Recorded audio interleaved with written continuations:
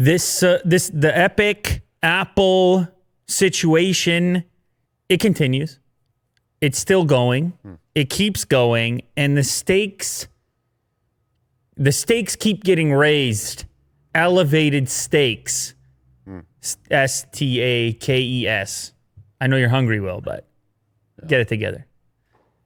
Epic is now going to host a hashtag free Fortnite tournament with anti-Apple prizes to rally the Fortnite community against what is the most valuable company in the world. $2 trillion. Holy moly. It's a tough target. It's going to be a tough battle, but they want to do it on the grassroots. They want to do it with the players. They want to do it with the supporters, their own fans in the game. It's taking place on August 23rd, and the prizes are going to be made up of anti-Apple things, or at least other ways to play the game as well. There will be a free Fortnite hat with that logo right there, kind of playing off of the font, the Think Different font from the old Apple advertising campaigns, and the rainbow colored Apple, which doesn't get used as much anymore, but sort of a throwback to that same era when the 1984 commercial came out that they also made a parody of. The prizes will also include non-iOS gaming hardware, including an Alienware laptop, a Galaxy Tab S7, a OnePlus 8 phone, a PlayStation 4 Pro, an Xbox One X, or a Nintendo Switch. They're trying to say, hey, look, all these different ways to play. Yeah. Just don't do it on iOS. It's a clever move. So in its blog about the tournament, Epic also took the opportunity to remind iOS players that they won't be able to play the next season of Fortnite, scheduled to begin August 27th. That's not far away, Will. You see, all this stuff, the timing matters. August 27th, new season, that's when the thing really goes down, because that's really when a Fortnite fan would have to make up his mind, or her mind, about how they're going to proceed and where they're going to play this game. Yep. Because I don't know much about it, Will, but these seasons, they seem to matter. Whatever, new changes take place and new skins, and that's how it all works in the gaming world. So it's not that your Fortnite that's currently installed on your device is going to evaporate. It's that you can no longer keep up with these new seasons and new content because you can't catch an update on iOS. You're stuck with whatever version that you have right now. And there's no easy way to progress along with the rest of the Fortnite community, as you would if you were on any of these other devices. Alienware laptop, Galaxy Tab S7, OnePlus 8 phone, PlayStation 4 Pro, Xbox One X, or Nintendo Switch. And others. Any PC, really, if we're being honest, and any Android device, if we're being honest, is a way to do it. So the battle continues, and Epic wants you on their side. And I continue to be curious about how people feel about this, because these are two mega corps going at each other. I understand Apple is an order of magnitude larger, but Epic ain't no baby company. Along with other developers. Good point. You know, Good point. They have like a big army. Good whereas point. Apple is just one. So in that sense, do you feel this is Apple versus the entire gaming community? In many ways, yeah. In many ways. Because if you're a game developer, of course you're going to want a bigger piece of the App Store. It would be hard for you to side with Apple. You'd be sitting there saying, well, if Epic is big enough or powerful enough or hires the right lawyers or can effectively make this case in court, that we should be able to negotiate our own deals, or that there should be or could be an opportunity to earn more from within the App Store, then they're feeling like, hey, that could trickle down to us in one way or another. Yes. So you might be right. This is gamers versus Apple. Now, interestingly enough, Apple has never really been a huge choice amongst gamers. That there has been a bit of a divide there. Now, Fortnite is a different type of game. It's super mainstream. And I actually believe iOS might be its number one installed user base. I'm not certain on that. But it's definitely up there. It's a big footprint. Yeah. people playing Fortnite on iOS or Unreal Engine games in general. But on the PC side, the gaming world is obviously on Windows. And so you just wonder how the whole battle maps out, considering the fact that Apple has never really been the home of the gamer in that way, not the enthusiast level gamer. And if you look at the prizes that they're giving away here, then those are all examples of where possibly more enthusiastic gamers might live, like on a console or an Alienware laptop or so on and so forth. Apple, of course, launching or has launched and continues to potentially work on their own Apple Arcade gaming situation, what would you call it, service? Yes. And increasingly bumping into issues. I think it's important to remind people that are only seeing the flagship story in the dispute, Epic Apple. Microsoft has issues with Apple. They were trying to get their cloud gaming platform in here, and they were even trying to follow all of Apple's protocol to make it happen and pay the 30% fee, and they still couldn't work it out. Yeah. There were issues with instant streaming of gaming that Apple didn't want. They said it was too risky, and you'd have to make changes. Facebook gaming had a similar issue on the App Store that they were able to rectify, and Microsoft not so much. They said, hey, we still want to be there. And so we might be at the cusp here of a thing that's going to expand in all these different directions. And just to follow along on that thought process, which I'll do in a minute because we've got a sponsor today real quick. We do. Fantastic sponsor who you may or may not have heard of. These guys are taking over. They're taking over the airwaves. This is Manscaped. I'll tell you what, Will, I'm scaped. Are you? Yeah, I scaped myself. Oh, okay. I'm all scaped. Okay. And I used the Lawnmower 3.0, which they sent over to me because I said, look, if we're going to do a sponsorship here, I'm going to check it out. I want to try it out. As I would say with any of this stuff. You understand? If it's going to be a sponsor, I got to try the thing out. I'm not going to just, And I took a little look at the thing, and I realized immediately that this is different. I have a lot of razors and I've been into it for a while. Look at that. You see? I've been into it with the trimming and the shaving of the head, and I have hair. I have hair on my body. And I'll be honest with you, it can get out of hand. And this summer has been hot, and I'll tell you what, you take what you can get. If a little trim is going to cool things down, you think about it. Yeah. You think about that. So anyway, I inspected this particular razor, the Lawnmower 3.0, and I noticed immediately it's different. And you know what's different about it? Right on the blade there, you see that white section? It's a ceramic blade. That edge is a ceramic blade, and that's to reduce accidents, cuts, irritation, etc., where you would get plucked by the typical steel that would be in there. And I've actually never seen that on any of the shaving equipment that I've used in the past.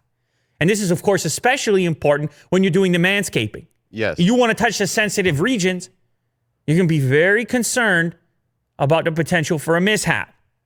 You need accuracy and precision. You need accuracy and precision, and you need skin-safe technology. Right on. Advanced skin-safe technology. Battery lasts up to 90 minutes. It's got an LED light to illuminate grooming areas for a closer and more precise trim. 7,000 RPM motor. It has a little charge stand included in the kit, so you can show it off proudly. You can use it in the water. You see right there, waterproof. Safely take care of business in the shower if you're short on time. You do a quick trim. You stay clean. You stay cool. And actually, in the package, I had some other stuff that I goofed around with. They had the ball toner in there as well. And I'll tell you what, Will, I got toned up. Oh, really? It's like a minty. It's almost like a minty. It'll wake you right up. Oh. You're having a bad day, and then there's the ball toner. Then you're having a good day. It's really that simple. So anyway, shout out to Manscaped. Shout out to the Lawnmower 3.0. Wonderful sponsor here on the show. Honestly, guys, give them a shot. It's something different they're doing. I was concerned that it might just be the same thing in a different package, but I've looked at a lot of razors. It's something different they're doing, and it works. and it's not going to cost. There's no pain associated with it, and people are going to appreciate that you're scaped up. Sweet. And so, oh, by the way, you get 20% off. That's the beauty of it. You get 20% off plus free shipping. All you have to do is enter the code LouLater at manscaped.com. That's the code LouLater, manscaped.com, 20% off plus free shipping. And you get to give this a shot for yourself. Awesome. And make sure to throw the ball toner in the cart as well. So speaking of people who are groups who are less than happy with Apple, the major news publishers are now getting into the mix. And so Epic seems to have started, there's been this chain reaction, some like to call it a domino effect, where you see one story break and you're like, you know what? Maybe now's the time. Apple, this enormous, powerful giant who you're afraid of, you're over in the corner. Geez. Yeah. So big and powerful. I don't want to cause a ruckus. They might kick me out. My business about to, fall off a cliff.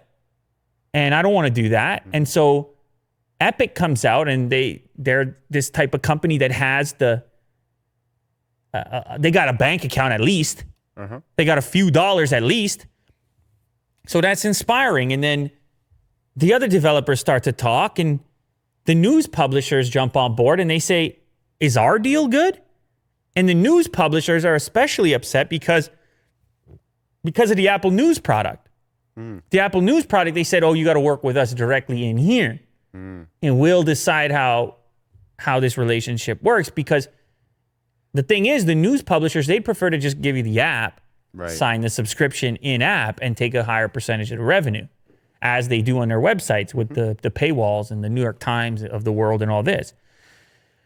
So they got together a big group of them, and they got a name for it, Digital Content Next, the Digital Media Trade Association. It includes newspapers like the New York Times, the Washington Post, numerous magazines, broadcasters, and websites, including Vox Media Group, which is where this particular article is published. And what they're saying, Will, is very specific. They're not even referencing Epic Games, although Epic Games may be somewhat inspirational.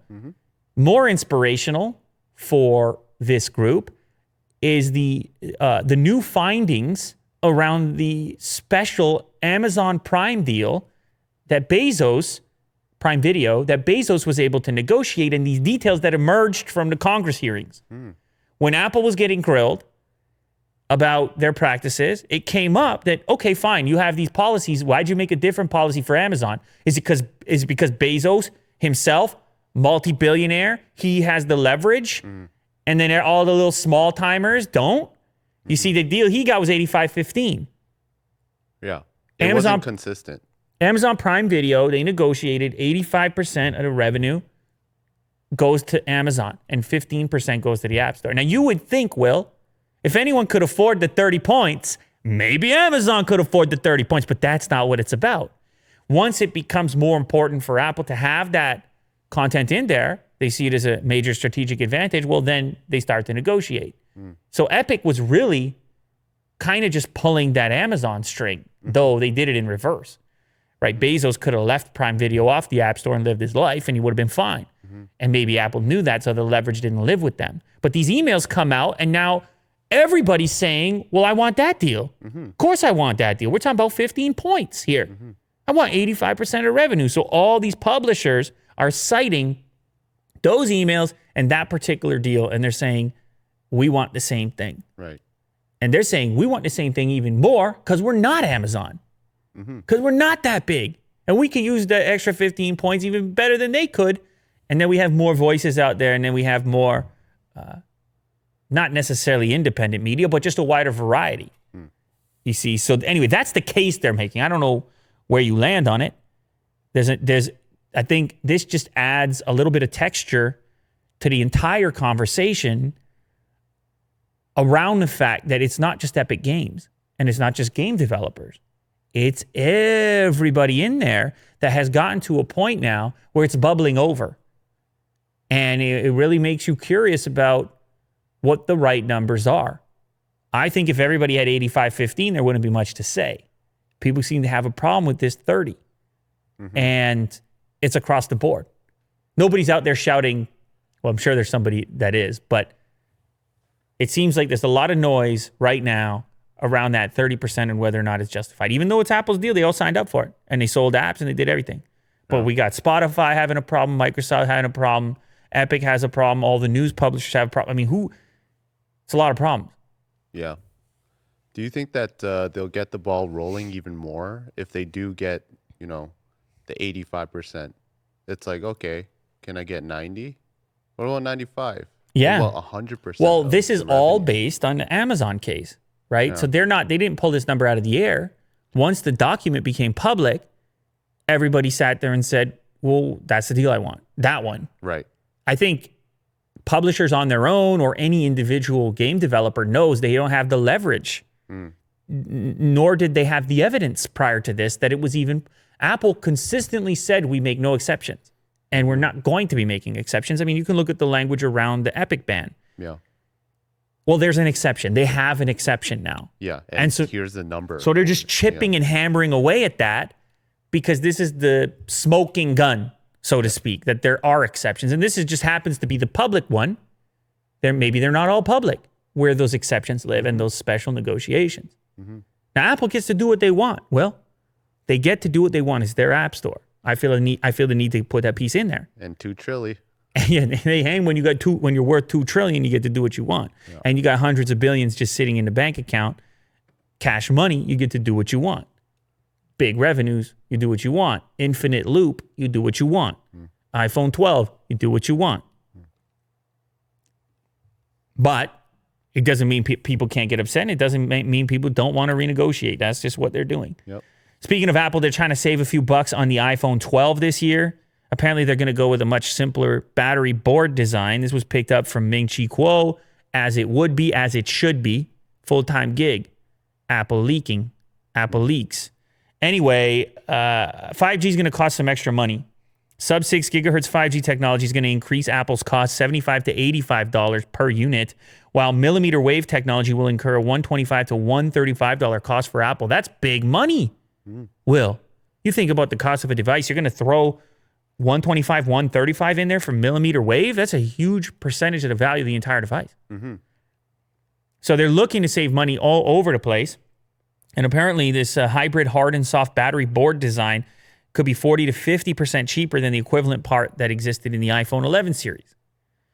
And I mean, this has kind of become such an important consideration in the industry in a way that it hasn't been to the same extent in the past, the cost sensitivity. And Apple really feels the need, and probably justifiably, that they have to hit the most aggressive price point they can, at least with the entry level with the iPhone 12. Maximizing profits. But yeah, just getting buyers. Yeah. People are sensitive, and there's a concern that the premium price tag wouldn't yield the volume you're looking for at 1,000 plus. So the rumors stating that this thing could start around, say, $699, but now that's not a lot left over when you need to make it a 5G phone because 5G is where we're at. Mm-hmm. And so you start looking where you can cut corners and you start trying to get really efficient. Mm-hmm. And Apple is sort of famous for figuring these things out. Now, some users have the concern that they're going to cut some corners based on this information, trying to shave dollars at all costs. Yes. But also, something to consider is Apple has such tremendous scale and such pull on the assembly front that if these makers and assemblers were going to find efficiencies, they would do it for Apple. They would say, they'd put their head down, they hit the boardroom, they say, I don't know, we can shave 22 cents over here. Yeah. Famously, they've made similar moves with AirPods. AirPods 2, they transitioned to these hybrid boards inside, and they shaved the cost 25 to 35%. And so you see the beauty of having a popular product, Will. You can actually increase your profit margins over time by finding efficiencies and creating superior processes. Yeah. The long-term quality remains to be seen. We had to, with these new ideas, but I think it's the right move in the sense that the price point is the new feature. It's the new killer feature. I've been saying this for a while. You start with the price, and then everything else comes out from there. Whereas in the old days, the phone was such magic to people that and so exclusive to people that, and subsidized by carriers, at least in North America, that it was just the new phone. I'll get it whatever it takes. Now our phones are pretty good, and we're just looking at that price. Especially you look at the global economic situation. All right, last Apple story of the day: AirPower prototype teardown pops up, and it probably showcases exactly why it never shipped. This showed up as an upload on Bilibili, the Chinese video site. And of course, nobody knows for sure if it's authentic, but it's a really interesting look. It has a lightning connector, and for sure there's some prototypes out there. So it's not completely, there's a chance that it's legit. It's worth considering the legitimacy. And when you scroll down to the teardown image, you'll see a tremendous number of coils on there. Now, you may recall this device never came to market. Apple said this thing was creating too much heat. It wasn't meeting their strict criteria for quality in a device that they would put out. And so they shelved it. And the rumor is that they're working on a smaller version now. But this one got shelved, and so people were really curious about what the thing was actually like, and it's why we're looking at this prototype. And I look at the coils on the left-hand side. By the way, apparently there were 14 wireless charging coils. Now, the point of this, for those that are wondering, is to have the ability to place multiple devices, but also to be able to place your device basically anywhere and have it charged, not have to place it in any specific location. Of course, recent rumors have suggested they would do a smaller pad with magnets to help align the wireless charge component, so you can also eliminate the guesswork.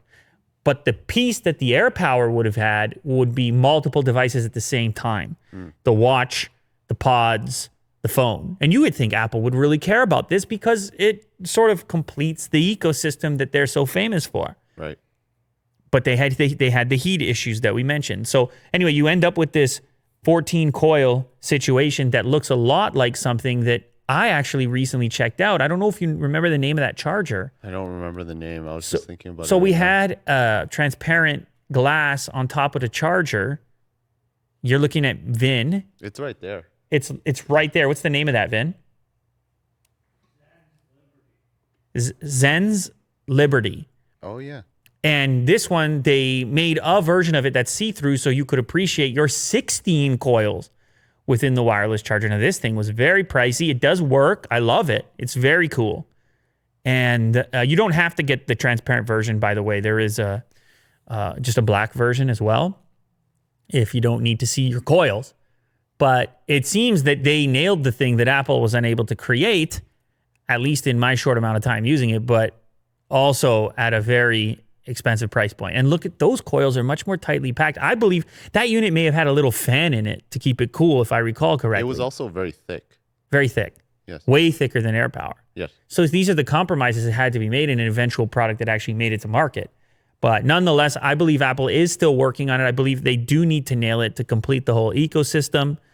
It's not going to be what it was. It's not going to be this prototype that showed up, but they got to do something. They have all these wireless chargeable devices and no real wireless charge. It's very bizarre when you think about it. And they have probably a huge R&D team. Huge. To work on something like this. It's crazy they don't have a wireless charger yet. Yeah, and the standard is Qi.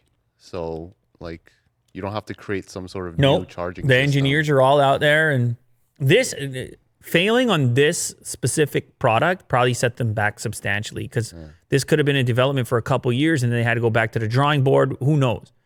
But it's got to be sometime soon. They got to hit us with something. Speaking of hitting us with something, Samsung hits us with some case designs for the upcoming Z Fold 2. I'm very excited for this phone, Will, the Z Fold 2. It's probably the most exciting phone to me right now. This is the new iteration of the Galaxy Fold. I'm not a huge fan of the name, but I can easily live with it because this solves all the problems I had with the original Fold, which was the small display on the front. And,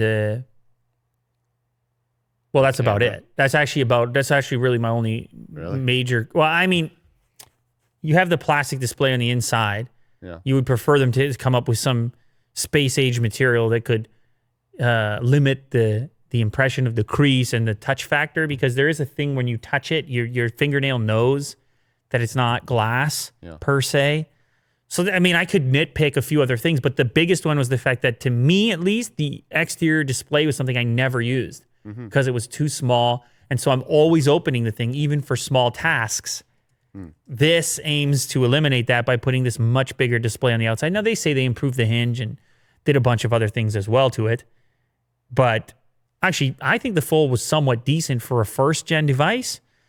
I know they had the issues. A lot of them got sent back, and it's just such fresh technology that I give it a little bit more leeway, I guess. But then again, I have to, full disclosure, they send it to me. If I was out 2Gs and I was one of the people that had the screen issue, I'd probably be very upset. So you got to put that in there, Will. We're in a particular position over here, which can sometimes blind you a little bit to the whole scenario. If they send it to me and I have an issue and they send me another one real quick, it's probably because who I am and not because they're doing that for everybody. Yes. So that's an important thing to note. But anyways, they put out some cases which helps you to sort of visualize how the phone is going to look in day-to-day life. The cases cover the backside, so they do nothing for the front edge.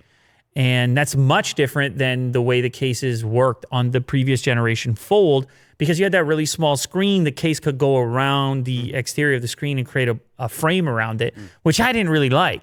And so I imagine this is what they were going to do on this device. And so they came out with a leather one, maybe a couple leather ones. And then most interesting to me is the Aramid one, because, of course, I make the Aramid-based later cases. There's a variety of Aramid availability in the case world. It's an amazing material, otherwise known by the trade name Kevlar. That's the DuPont variant or the branded version of it. They did an Aramid case on the back with a kickstand. And the kickstand is interesting to me because the device, when it's opened up, it's a huge screen. And you might want to just prop it on the table with when you're eating breakfast or whatever, and then quickly flip it and go. But it also means for me that when I go think about making a later case for this device, which I'm interested in, then there's an opportunity to do an Aramid case that's ultra thin and skips the kickstand for those that don't want the bulk. So this really stood out to me as something worth investigating. Also, I notice their implementation of the Aramid here doesn't have any cover on the camera unit, which is what we just launched, as I'm sure you're aware, the full coverage Cyber Edition, where the Aramid comes up over, you can't even really see it, but it comes up over the camera module. Will can give you a look. So when thinking about the Z Fold 2, hopefully we're able to manufacture something that's able to do what it's doing on the Note series, but instead on the Z Fold 2, at least on the backside of it. That's going to be an exciting task. Sticking with Galaxy, we have the M51, which I believe we've talked about on this show, as some features had started to leak out or be rumored what this thing was going to be, particularly around battery life, because the battery life on this thing is said to be just bananas.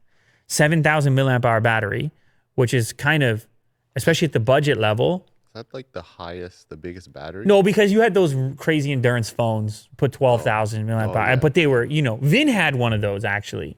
Vin, what was the battery? 10,000. He had a 10,000 phone on, what was the brand? Ucatel. He had an Ucatel 10,000 milliamp hour. It was a tank. It was a brick in his pocket. If he wore basketball shorts, his shorts were down around his ankles. It's very embarrassing, You try to go out in public and he's all about this Ucatel. But anyways, it served a purpose. It was for the outdoors type. It was for people who were away from the power outlet for a period of time. This one taking a similar angle, presumably in a smaller package than those original high capacity devices like the one that Vin had. The M51 could feature a 6.65 inch AMOLED screen, Snapdragon 730, and 7,000 milliamp hour battery. We have 128 gigs of internal storage, also rumored, full HD plus. As far as resolution is concerned, it's important to note, well, this is a budget device. Well, budget in terms of, compared to the S stuff and the flagship Samsung stuff, I think this actually comes in even maybe below the A series. Wow. I'm not sure. Did they have any rumors on pricing here? I don't 'Cause I see remember the A stuff being really, really, affordable.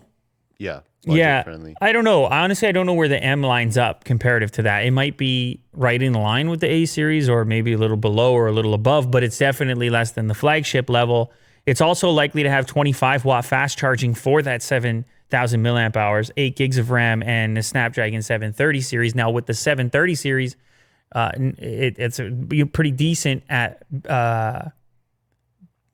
battery efficiency. So a 7,000 milliamp hour battery with a 730 Snapdragon, you could imagine some tremendous, few days maybe Yeah. of battery life, which is that'll be crazy to see on a Samsung branded device, not some obscure brand, but a Samsung branded device, 7,000 milliamp hours.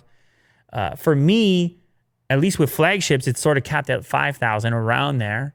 So you get used to that, and you don't want to go backwards. You want to have at least that, but 7,000, I mean, that would be, it's going to be a fat phone. It's not going to be the slimmest thing in the world, but still. We have some reputable Pixel 5 renders showcasing a familiar design. This thing looks exactly like a scaled up, or not even a scaled up, just a different material on a Pixel 4a. I'm not saying that's a bad thing. It's just kind of, it's a funny leak because it might as well be a Pixel 4a. Actually, they're saying here they think it's a mix of a Pixel 4 and 4a. This will be the premium device, the Pixel 5. And it got really weird because you remember we talked on a recent episode about how they give up on the flagship level processors from Qualcomm. They're not going to slap an 800 series in there. This is the speculation of the moment. And it's going to be all about budget and affordability. Now, it's going to have a better chip than what we've seen in the 4A. It will likely have the 765G, which is a 5G enabled chipset, and 6 gigs of RAM with 128 gigs of storage. That's the current speculation, but the size of it is going to be 5.7 or 5.8 inches, which is tiny in 2020. That's the same type of scale as the entry-level iPhone 12 that I held up. I don't think I have it here. I don't have it here, but it was tiny. I made a video on it, and it basically, the form factor was similar to an iPhone SE, but just with a better screen-to-body ratio. So this thing is going to be quite small for a flagship phone in 2020. And then the big phone will have a weird name, the 4A 5G. Wait. They're going to put out this alongside a Pixel 4a 5G, which that'll be the one if you want a big screen. How weird is all this? Yeah, that's very strange. It's a very strange approach. Why can't they call it the 5XL? Because it probably won't have the same spec list. It's going to have the cheaper spec list. They're going to try to aim, I guess, close to the 4A's pricing, which is currently at $350. Right. They're probably going to add the 5G for maybe another $100 and sell it for $449. So now you can get a big phone for under $500 or maybe $499. I'm just guessing right now. Maybe they do them for the exact same price. You can get the big phone with the slightly slower chip, or the Pixel 5 with the slightly faster chip and the smaller screen for $499. It's a lot to figure out. They should have launched the 4A with the 4A XL. Well, keep in mind the 4A was supposed to come out a billion years ago. Yeah. But yeah, I mean, they're in this A zone, and it could have been light, and we always argue about the names. Who knows how they're doing it? But apparently we'll also have reversed wireless charging or battery share. Charge up your pods on the back of it. IP68 water and dust resistance. And yes, good idea of pricing. Google teased that the Pixel 4a 5G and 5 will start at $499. So there you go. It's going to be a really interesting launch to see what people gravitate towards. Are people ready for going back to smaller phones? We'll find out with the iPhone 12. We're going to find out with the Pixel 5, it looks like. Right. You like the smaller phones, so that might be your perfect phone, the Pixel 5. Yeah, I'm liking it. As long as you're okay with the 765G inside of it for the processor, then that might be your phone, Will. As long as it has screen call. Yeah, definitely. Tesla is booming. I mean, I have to do the follow-up, obviously, every time, because it's like they keep exceeding expectations. And I've done a couple of clips here now. Every time some new milestone is reached, Now, this milestone is an enormous one, although it looks like they just dipped a little on the daily number, but you can give me a 5-day or a 1 month and it doesn't really matter. Tesla crossed the $2,000 per share price for the first time ever in its history, and it is now worth more than Walmart. Try to process that for a second. As far as market valuation is concerned, Tesla worth more than Walmart. Does that compute? This is where the stock market gets crazy, because obviously the revenue is nowhere close, right? Can we get a revenue figure? Tesla revenue 2020 versus Walmart revenue 2020. It's going to be very interesting over here. Now, Tesla is easily the most valuable car company in the world. They surpassed Toyota earlier this year. Their market capitalization now, $372 billion. So do we have any revenue numbers, or am I making this too difficult right now? Am I just putting you right on the spot here, Will? Oh. Somebody's going to do it in the comments. They're going to do the dirty work for us, because Willie Doo's short on 1 coffee today. It's only 1. He needs to upgrade to 2. Market cap. Oh, look at this. He's searching. No, we need revenue, Will. That's the thing. See, because we know that Tesla passed Walmart in market cap. But what we want to know is how far, the big difference that they have in revenue, because you got to assume Walmart's revenue is way higher than Tesla. Tesla, of course, has had issues shipping units. 500 billion more revenue than Tesla 2 hours ago. So, see, Business Insider had the exact same question I did. And this is where the hype train of the stock market comes in. It's not reflected necessarily in revenue. It's not even necessarily reflected in profits. How long do people want to hold? Is the stock in demand? And how can we truly decode why a stock is in demand? All the analysts can say whatever. I can show you an article right now saying, sell Tesla, short Tesla. I'll find it. It's right there. But the fact of the matter is, the number is the demand. And even if you're 500 billion short on revenue from Walmart, you're worth more. Think about that, Will. Let that sit there. So Tesla is a juggernaut at the moment. It's in the people. It's won the hearts and minds of investors, people sitting at home, trying to get those fun stocks. I mean, if I told you, Will, right now, if you try to not consider the business components at all, but I just told you, Will, I'm going to give you 100 shares of either Walmart or Tesla, right? Because they're comparable, I guess. Maybe they're not actually comparable, because I bet, let's just say they were exactly the same value at the moment that I gave you the offer. 100 shares of Tesla or 100 shares of Walmart, and the day that I gave you the offer, the exact same value. Like right now? Yeah, like right now. I mean, it's a hypothetical, because obviously the shares are not the same price at the moment. Yeah, I mean, I would go for Tesla. Yeah, see? It's just more fun, isn't it? Yeah, and just knowing Walmart, might be gobbled up by Amazon. Yeah, if you just look super long term. Yeah, and you're right. Tesla just seems like such a fun company to root for. You see what I mean? There's a lot of belief there that they're going to be successful. Stock market, it's kind of like Will, when you bet on a UFC fight, right? Yeah. Part of it is you want to win the bet, but then there's part of it which is, who do I want to root for? There's part of it which is, who am I a fan of? What am I a fan of? And this is how Apple has continued to exceed expectations. I'm not saying they don't make profits. I'm not saying they don't ship good products. That's how you build fans. That's the thing that you do. But at the same time, it's the timing matters significantly, right? The question of how long would you hold on to the shares for is a huge component. And it seems a lot of people that are making these investments plan to hold for a long time. Like even you said, obviously Walmart's not getting gobbled up in the next decade. So you got to be looking at Willie Doo's next 50 years. Yeah, it's interesting too, because I'm a big fan of Elon. Yeah. I do like some of his work, but then it's just like, he's not going to leave Tesla. He's not going to really sell it off anytime soon. So there is some sort of yeah, I believe in him, Right. you know, Right. and I don't know who the CEO of Walmart is. It's one of the Waltons. Yeah, so Yeah, people pick stocks that they feel sort of align with them in a way. And so it's not it's as if some people expect that your decisions in the market only depend on the raw data, only depend on real business. And that's the stuff that's making Warren Buffett so upset. And it turns out there's other factors, especially for modern investors, modern people sitting at home trying to have a little fun, bet on their favorites. And it's skewing the entire marketplace because there's enough volume of people that are behaving that way.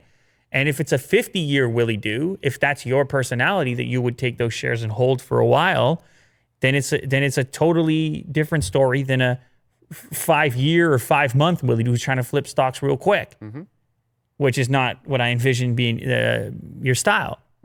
You would sit and hold for a while. oh yeah, And so this next article kind of is further along what I'm saying here. You need the fandom first. And the fandom comes as a consequence of delivering products that are worth being a fan of. And the Model 3 is that product. Millennials and baby boomers named Tesla Model 3 the most satisfying car. 2 generations that have something in common that you wouldn't expect to have in common at all. The Model 3 spans those boundaries from millennials to boomers. It's according to a new report from Consumer Reports. They found that the Model X was the most satisfying car with members of Gen X and the silent generation. That's those born between 1925 and 45. The silent generation. Imagine being called that.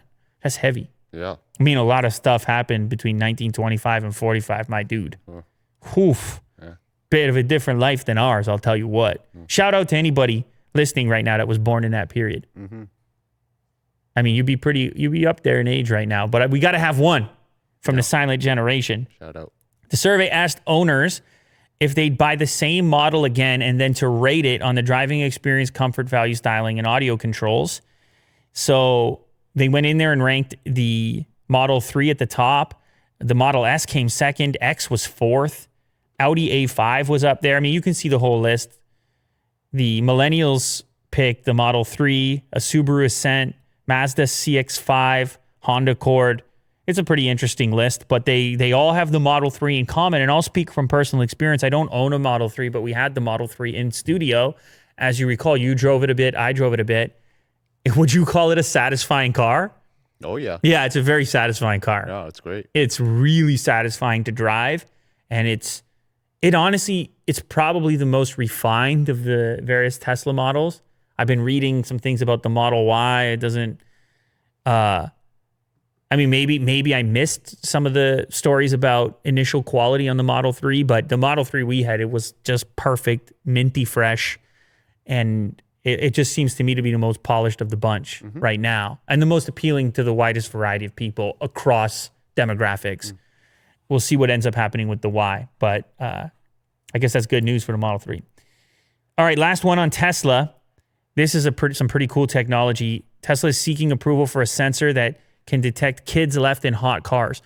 This is a horrible thing. This is obviously a very heavy subject matter. You leave a kid. You don't have a kid, but you have a dog, and it's. I'm not trying to compare the two, obviously, but it would be equally dangerous. It's a life. It's a life. Yeah. It would be equally dangerous for him to be trapped in a car accidentally as it would for any other living creature, to be quite honest. And every single year it happens. That situation happens. And people wonder if anything could have been done differently, if something could have been changed and you could have a different outcome, because it's a simple accident that turns very tragic.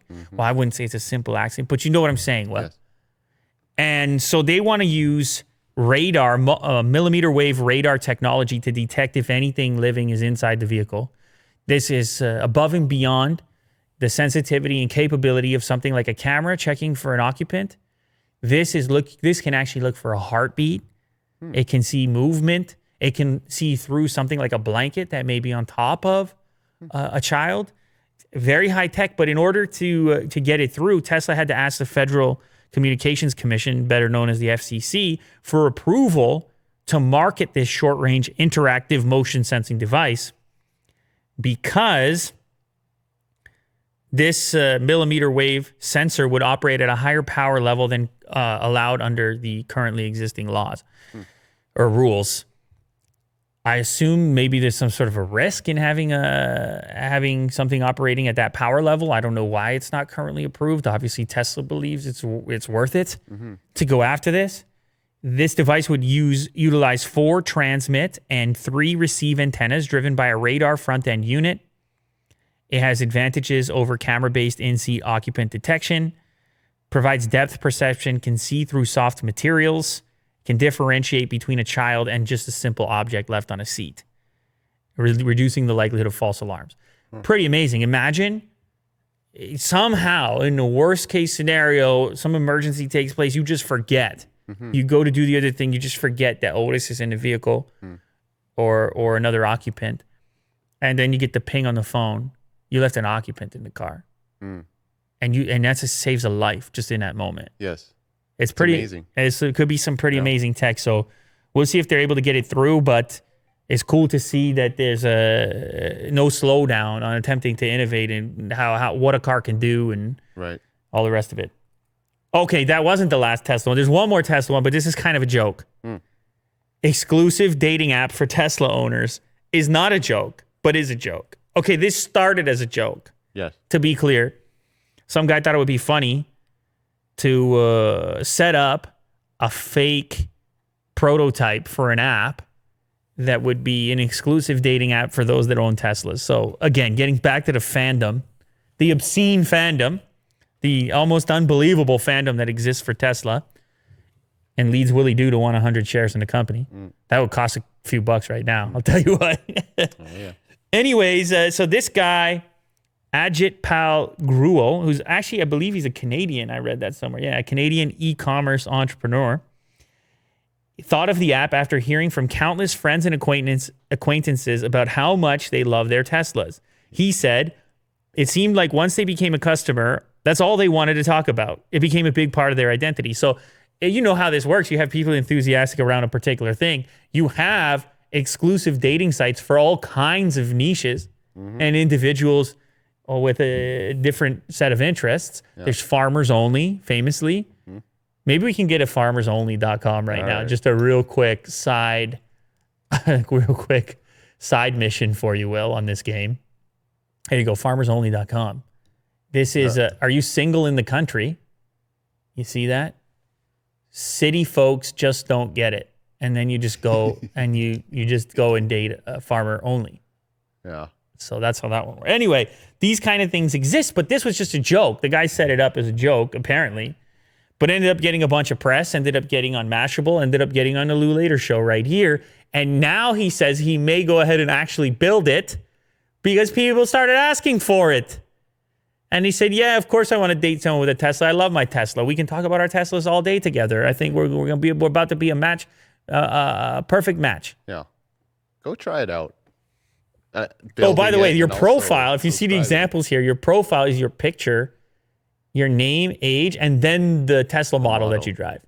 And the color, and who knows what type of psychology you can derive from a person's name, age, and their Tesla choice, which model they went for, right? There's a 2020 Model 3, and red is what Mia chose. So all of a sudden, Willie Doo's trying to figure it out. There's a lot of personality in this. See, it's a lot of personality. Now, if that car instead was black, you'd be like, I don't know. All right. Or white, you might be like, But white, you would go for? Yeah, sure. Okay, see, it's interesting how people... No, they say a lot about a car color. Yeah. You know, white is very popular right now. But I'm just saying red is a real move. You got to hire insurance with the red. So you got to be willing to pay for it. Like, look at Andy. He's 36. Yeah. He's got the Model S, but what his color is it? It's like a gray or dark gray. And he's got the suit on, and he's an engineer. So you know everything about him now. Yeah. So I'm just saying, the color, it tells you something. This started as a joke, and it may actually become something. So if you got a Tesla and you're looking for love, I mean, right on. This will get it all sorted out for you. Here's an old story that resurfaced about the Porsche Taycan. Got to get that right. Taycan, Will. We got one of these on the way, so I better get the pronunciation right. And this story came out alongside the original launch, but it's sort of making the rounds again because they put out the press release again for some reason, possibly accidentally, but it got me thinking about in-car systems, in-car smart systems, the sort of integration with different services, whether it's Apple or Google, because I'm such a big fan of the way that both of those integrate with the car and having your phone on the dash. I like it. And up until this point, you've had to have, I talked on a previous episode about how you have the wireless connectivity with your device coming to Android Auto. Yes. So you're not going to actually have to plug it in. But this type of integration struck me because it's a different approach where Apple Music inside the Taycan will be available right within the advanced cockpit so that an Apple Music subscriber can actually, you just put your credentials right into the system. And then all of a sudden the in-car voice commands and everything, you're capable of triggering Apple Music directly without the connection to the device. Presumably, that's the way that this works. Porsche and Apple Music fit perfectly, share common values. We're putting these technologies in our high-performance sports cars, starting with the fully electric Taycan. Apple Music has also, listen to this, digitally mastered songs specifically for Taycan's Burmester high-end surround sound system, resulting in studio quality sound. So, Really? Yeah, they're saying that this is going to be better than Apple Music elsewhere. I might have to get a subscription just to try it out once that car arrives to see if I can tell the difference. I'll play the song over Bluetooth or plugged in through, I guess, Apple, what do they call it? CarPlay. And then I'll try right within the Apple Music connection and we'll see if it's any different. But it is a partnership, so they've decided to have a more intimate relationship in order to enable that. And speaking of in-car systems, dash systems, I'm always super interested in how different manufacturers implement these things. I've seen a lot of bad ones. I've seen good ones. I've seen a lot of bad ones. And sometimes the bad ones stand out a little bit more than the good ones, I'll be honest with you. You just hate to use them and touch these different systems and resistive touch screens. Over the years. Yes. Anyway, there's a new study for tech innovation among consumers. These consumers were polled, asked about the brands that they have and if they feel that they're technologically innovative and if the user experience interacting with the tech in the car is good. And surprisingly, Volvo comes in at the top for the Tech Experience Index, powered by J.D. Power. These guys have been doing it forever, man. Initial quality, all the rest of it. Volvo comes in at the top. Number 2 is BMW, Cadillac, Mercedes-Benz. The first non-luxury brand is Hyundai, as you see there, scoring a 556. Now, I know I referenced Volvo recently about how they were really trying to get heavy Google integration into their Polestar products, that's their EVs, but they were doing this even beforehand. I remember on one of their SUVs, they had a portrait style interface, which was much different than some of the others at the time, and it already had heavy Google integration, which is, it's a pretty good recipe when you're talking about Maps and Assistant, which you use, you use them a lot in a car, and if you can improve your interaction with that, it's going to do a big part in your overall experience. Now, you may notice that Tesla is not on the list, but if you scroll down, you'll see a little asterisk. There you go. There's Tesla at a 593. They're not on the official chart because for some reason, Tesla doesn't allow J.D. Power to survey owners in 15 states. So their index score is only based on 35 states. I don't know why they would do that. They obviously don't like J.D. for some reason. So they would, I guess, be second. They would be second. 593. They would be second if they were official on the list. They'd be after Volvo, which is still kind of interesting because you'd expect them to be first for tech and innovation. Anyway, the study goes into a little bit more detail about what people like the most. Customers love rear view cameras and other types of cameras that provide more sets of eyes. This is, man, I drive a truck. It's huge. The cameras just completely make it so much more manageable. The 360 cameras. I feel like I can park, wherever. Previously, I didn't own a truck pre-cameras, but I had rented a few in the past, and you're looking at the mirrors, and you got the wide mirror, and it's I'm still doing it. It's a whole process. Can you do? No, but your car's easy to park though. It's small, yeah. Yeah. Take a truck with no cameras. Yeah. Now, I know people are saying, we've been doing it for the people on the farmers only site. They're like, I'll put I've been driving this boat for many of years. Yeah, I'll put this truck anywhere you ask. Yeah. I don't need no stinking cameras. No. But anyways, yeah, maybe you have an argument. You're making a good argument. Like, do we all lose our ability to drive once cameras and autonomous? And of course we do. But that's actually the area where people were a little bit less than impressed. The semi-autonomous driving systems on all vehicles have drivers with mixed feelings. Some drivers appreciate those features, others don't trust them. So that may have affected Tesla's score as well. The fact that I guess some people don't use the autonomous aspects of their vehicles, even though it's very capable. Some people, maybe they read that one news story and they say, even though they're safe, it's safer than you driving. In most cases, if you look at the data, there's a psychological barrier to just letting it drive. I let it drive. When I had the Model 3 in the studio, I let it drive. I wonder why they get those vehicles then, with very tech-centric. Well, I think features. maybe what happens in that case is they assume they're going to love that feature, and then they get on the highway and their hands aren't on the wheel and they can't handle it. Right. And then they say, I spent all this money on this feature because the level of autonomy can cost you more money on your Tesla configurator. So maybe they say they put the extra couple grand or whatever it was for the different level of autonomy, and then they don't use it that much. And so they say, well, maybe I could have saved a few bucks. If you're not on the highway a lot, as it stands right now, you can't really take too much advantage of it. As it stands right now, though they're saying we're getting more autonomy very shortly, so we'll see how that goes. Engineers have set a new world record for internet speed. Well, I'm about to blow your mind, Will. This is you dream of this internet speed when it comes to uploading later clips. Yeah. You dream you had this speed right here.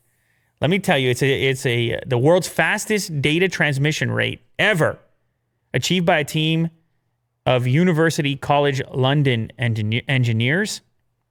They were able to transmit data at a rate of 178 terabits a second. That is 178 million megabits a second. Come on, Will. Get it together. That's too much to handle. What are we doing here? What is this? That is enough speed to download the entire Netflix library in less than a second. How does that make you feel? This gives me a lot of fear that this is could be a simulation. Whoa. If you're able to process that much speed, then maybe it's just... Wow, this threw Willie Doo for a loop. Willie Doo's going to be up all night right now. This speed is too much. Well, it's interesting you say that because it does become a strangely philosophical conversation because apparently this speed is close to what has been speculated, the theoretical maximum for data transmission.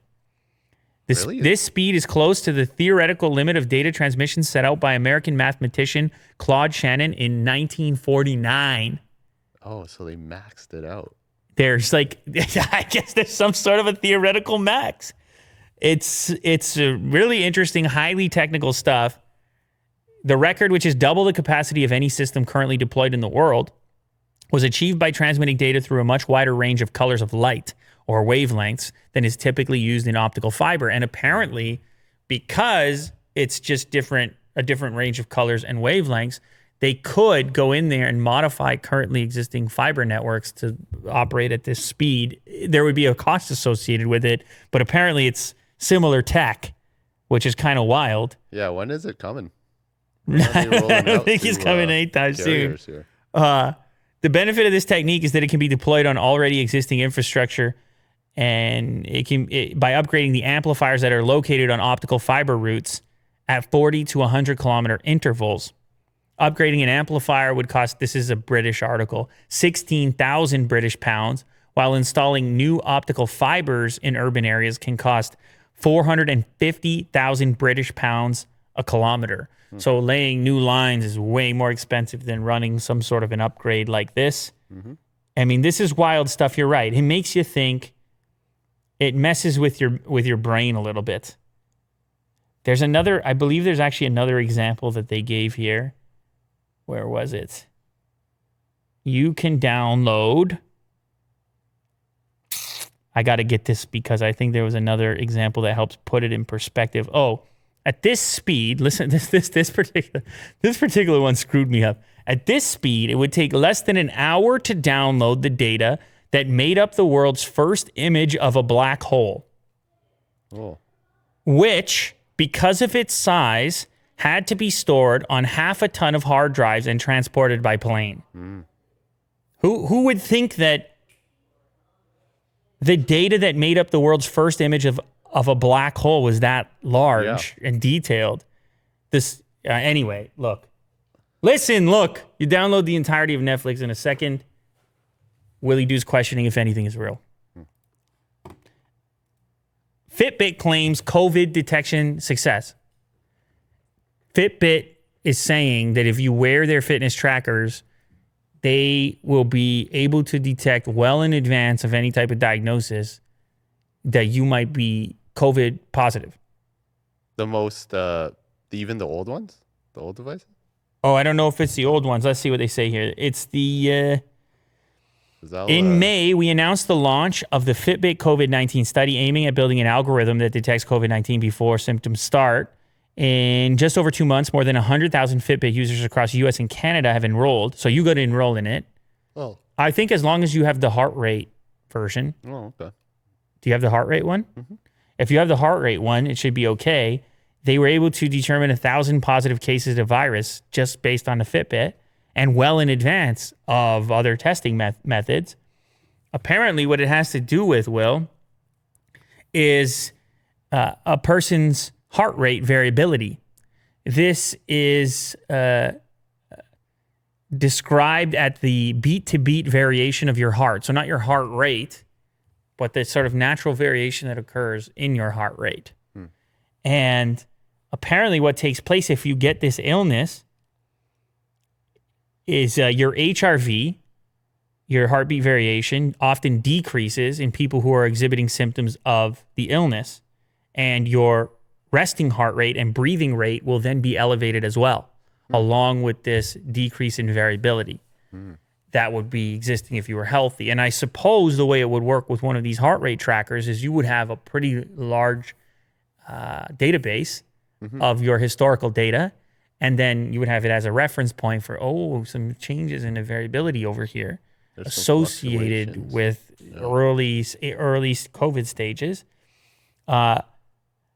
Fitbit also says it was able to confirm findings about other theories relating to COVID, including that being older, male, or having a high body mass index increases the likelihood of severe outcomes.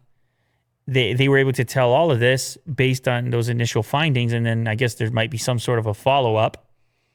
But this could be, wearables are interesting when it comes to health, because obviously Apple, they put that EKG. Is it EKG? ECG? ECG? There's a lot of these different type of, EKG or ECG. You call them, I don't know which one the Apple Watch has, but it's tracking your heart, and it's an electrocardiogram, I guess some sort of wearable version of it.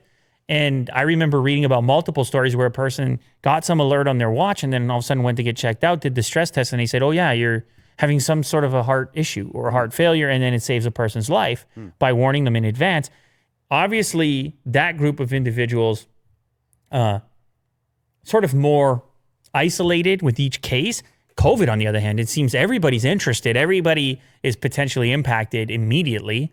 And so if this is true, we could use tech to, so imagine you got the warning, hey, you're a little off, you might stay home a lot earlier. And if you stay home a lot earlier, guess what happens? You don't transmit. So this could be some really cool stuff and further reason to potentially have a wearable if they're able to continue to get these results accurately.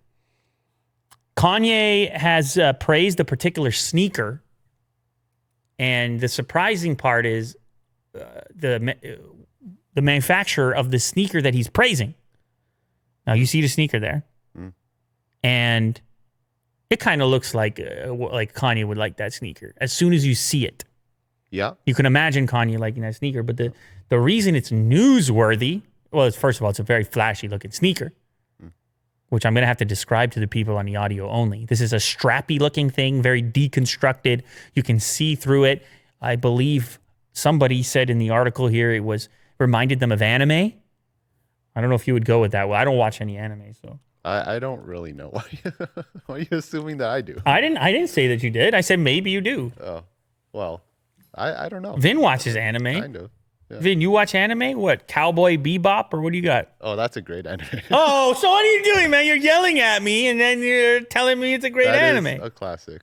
Then you tell me it's a great anime. So, anyways, I don't know if they wear that in Cowboy Bebop, but the reason it's newsworthy is because it's a shoe put out by Nike, and Kanye and Nike don't like each other. Remember, after the Yeezy stuff, the original Yeezy stuff was done with them. They had a dispute. He ends up at Adidas, and then he doesn't say too many nice things about Nike after that. And you would assume maybe contractually he can't even. But he comes out and puts out a tweet, and he says, all caps, wow, double space, so cool Nike, space, triple dot space, keep innovating. The world needs it. Great job. So, and I like the formatting of the tweet, by the way. Yeah. Makes you think. All caps. And I prefer the unusual spacing of it. Makes it artistic. And also you can see his foot peeking out, which he has one of those futuristic Yeezy products on that sneaker on that left foot. But he's, I don't know, is that, oh, he spelled world wrong. Yeah. Is he being authentic, or is he taking a jab at Nike? I just had that thought right now. I read the article and assumed he was just congratulating them and being nice and saying, I like this design. But is he taking a shot at them? Now I'm just double taking it. Taking another look here. I try to take the skeptical mind. Yeah. And be like, yeah, he might be making fun of him. He might be taking a shot? Yeah. What, in saying that that's a goofy shoe? Yes. Interesting. All right, well, we'll never Even know, for obviously. Kanye. Maybe Kanye can call into the show and let us know what he actually thinks. Yeah, hit me up. It's an open invitation. All you got to do is email will@loulater.com. It's real simple. What do you think about the shoe? Yeah, it looks futuristic. I don't know about shoes anymore. What if it's black? Like just black? If it's black, maybe. Yeah. But it's got to be functional, Will. You know me. If I slap it on and it's crazy comfort level and I really feel I'm bouncy and I'm feeling light on my feet, you got me. But I gotta have function. Yes. I'll take fancy form and cool form and futuristic form. I'll take it all. But I gotta have the function. So that's what it's gonna depend on for me. I don't know. Maybe Nike can give us those as well. If Kanye doesn't get in touch, maybe Nike get in touch. I'll do a fit test. Last one of the day, we're going to have a little bit of fun ourselves. Cinnamon Toast Crunch releases Cinnadust. Cinnadust seasoning blend to sprinkle on your ice cream. Have you ever had Cinnamon Toast Crunch? Oh, amazing. Okay, that's a treat, great. though. That's a treat, though. That's not breakfast. It's Let's be not every honest. day. No. Yeah, you can't. It's dangerous every day. It's dangerous. It's too flavorful. It's too tasty. If that stuff showed up in my house as a kid, it wouldn't last. It wouldn't last 5 minutes. No. And anyway, so they took the best part of it, the actual cinnamon Cinnadust, and they're going to let you put it on anything. They're going to let you put it on. Well, maybe you could even put it on actual cinnamon, or no, actual French toast. You make the French toast, a little bit of maple, and some Cinnadust. You know what I used to do as a kid is I would just put the toast in the toaster, and then I put a little butter on it, and then I'd hit it with the cinnamon. So this may be something like that. But that's a treat. But when you're 12 years old, you survive. You're burning cows. Anyways, the brand announced on social media it's releasing a Cinnadust seasoning blend that tastes like the spice that gives Cinnamon Toast Crunch cereal its defining flavor. The offering is a mix of cinnamon and sugar with hints of vanilla and graham to capture the unmistakable taste of a bowl of Cinnamon Toast Crunch cereal. The product will be sold exclusively at Sam's Club. Cinnamon Toast Crunch said, well, that's not going to be available to enough people then.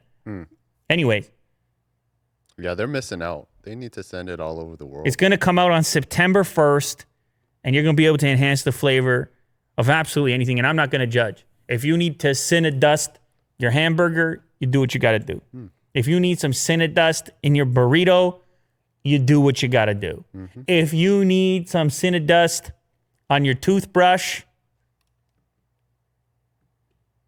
that seems very counterproductive. But you do what you got to do.